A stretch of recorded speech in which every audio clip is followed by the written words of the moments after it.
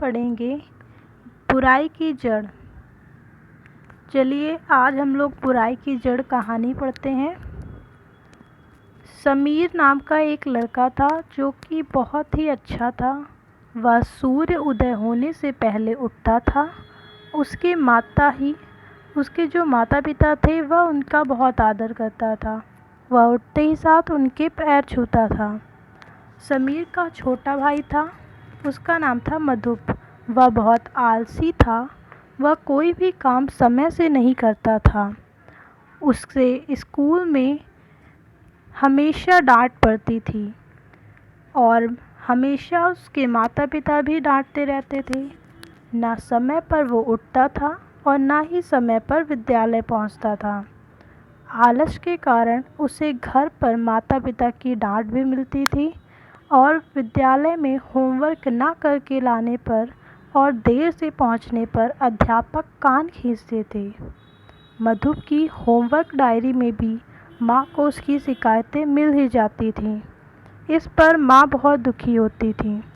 एक दिन माँ ने समीर से कहा, बेटा आज तुम यह बता लगाओ कि मधु इतनी डांट क्यों खाता है।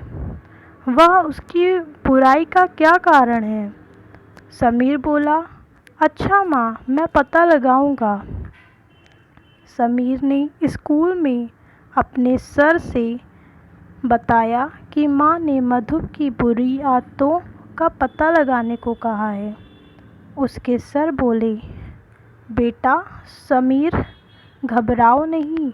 मैं मानता हूँ कि मधु में बुराइयाँ हैं, परंतु वह चाहे तो उन्हें दूर कर सकता है।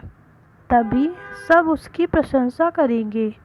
तुम यह जानना चाहते हो कि उसमें ये सब बुराइयाँ कहाँ से आईं और तुम में क्यों नहीं आईं। उसका कारण यह है कि मधु की संगति ठीक नहीं है। वह उन लड़कों के साथ रहता है जो विद्यालय आकर पढ़ना नहीं चाहते, जो बालक ना तो समय पर सोकर उठते हैं और ना ही शरीर की साफ सफाई का ध्यान रखते हैं। उनमें आलस बढ़ता जाता है। किसी काम में उनका मन नहीं लगता। वे कामचोर बन जाते हैं, काम से बचने लगते हैं और झूठ बोलते हैं। झूठ सभी बुराइयों की जड़ है। इससे सारी बुराइयां स्वयं ही आ जाती हैं। समीर ने मधु के सामने सर की कही सारी बातें माँ को बताईं।